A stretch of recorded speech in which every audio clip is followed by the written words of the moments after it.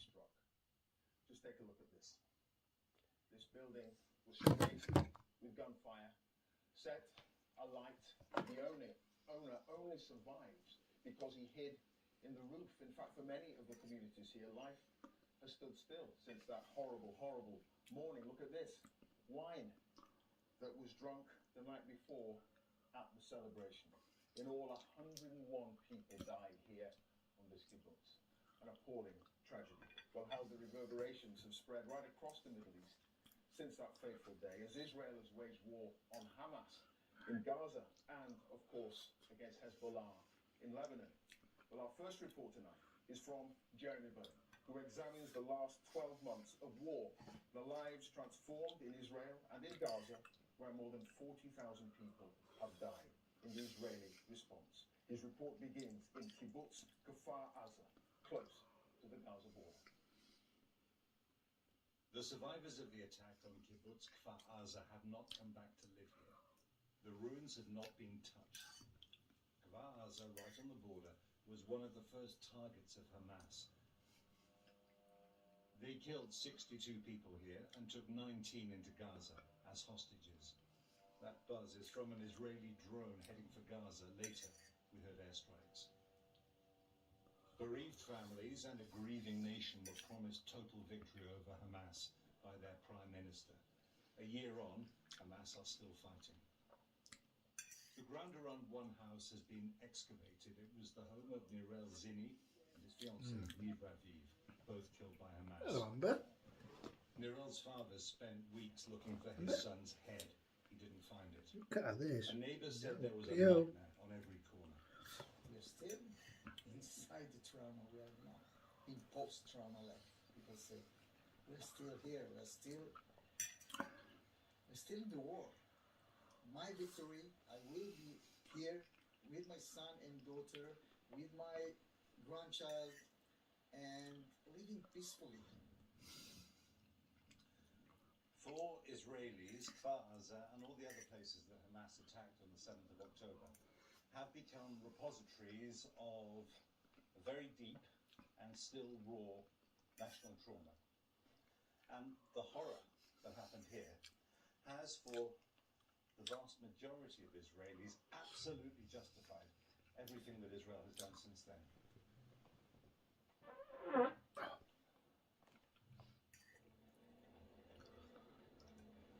A year ago, Israeli troops were still fighting Hamas when they led us into Kfar Aza 3 days after the attack. The year of war since then ripped away any illusion that the Middle East could be peaceful without resolving deep-seated conflicts.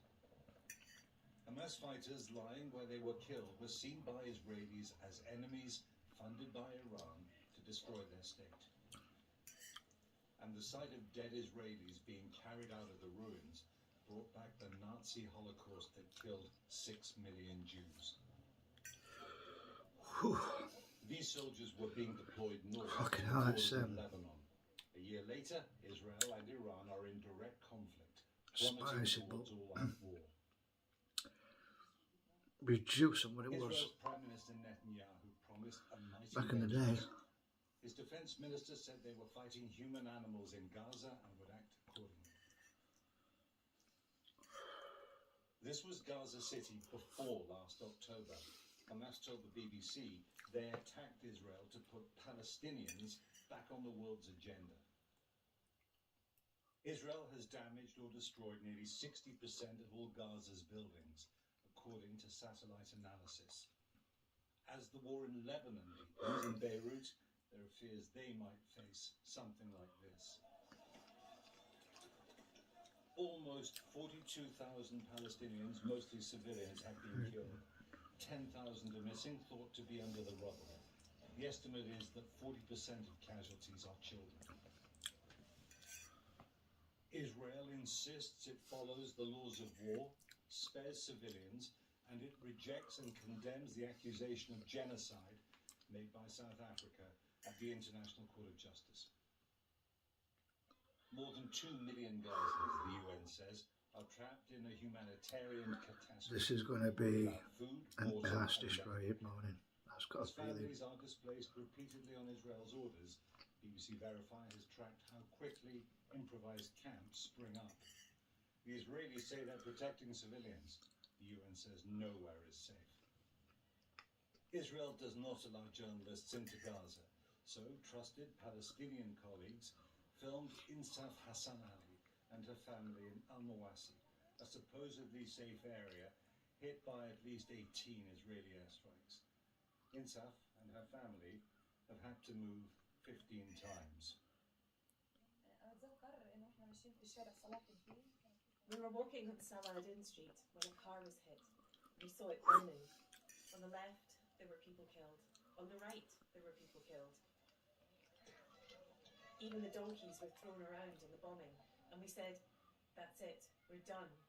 The next rocket will be for us. On the West Bank, the other side of the Palestinian territories, violence and killing have increased sharply. This is Jenin, where many Israeli raids have not deterred or destroyed local armed Palestinian militias. The cemetery is filling up with their dead. The war in Gaza has radicalized both sides. The West Bank is already part of the pileup of serious conflict in the Middle East. There could be a bigger explosion here if Israel and Iran continue to accelerate into all-out war. The nightmare of the war that started in Gaza, spreading and igniting the Middle East, is happening. A ceasefire deal in Gaza might just cool the crisis and create a space for diplomacy. Perhaps the war can end in Gaza too. Or perhaps it's too late for that. Jeremy, you're in Jerusalem. Do you see this conflict already engulfing parts of Fucking hell. the region? I think I'm going to sup actually this spreading tomorrow. wider and deeper? That was a really, really dangerous moment. And what was a very I've got a nasty feeling. and brutal stalemate, you could call it, really changed about a month ago when Israel decided to go on the offensive against Hezbollah in Lebanon. The Israelis have made it very clear they couldn't tolerate rocket fire into their country. Hezbollah This is about as far as I'm prepared to go now. but their arsenal provided by Iran was too strong that Israel wouldn't take that risk. Well, they did. They attacked, killed the leader, blew up those pages, have invaded into South Lebanon, and while they've inflicted massive blows on Hezbollah, its patron, the Iranians, instead of maybe just standing back, as Israel may have hoped, they hit Israel last Tuesday with ballistic missiles. So now everyone in the region and here are waiting to see what Israel will do. They've said they'll hit back. The way they hit back, where they hit, and what Iran does afterwards will determine the way this war spirals. Either more towards disaster or perhaps slowing down that process. We'll see. Fuck me. How the hell did we eat that shite when it was live in Jerusalem? Well, tonight, double as Israeli hot it strikes was continue 15 in years Lebanon. ago? New evacuation orders have been issued for people living in the south. Hugo Bechega, our correspondent, has just sent us this I mean, report if from the this capital. had tasted like that when I first tried that tin after all those years, I would not be having it now. Overnight, and the most intense Israeli airstrikes in this war.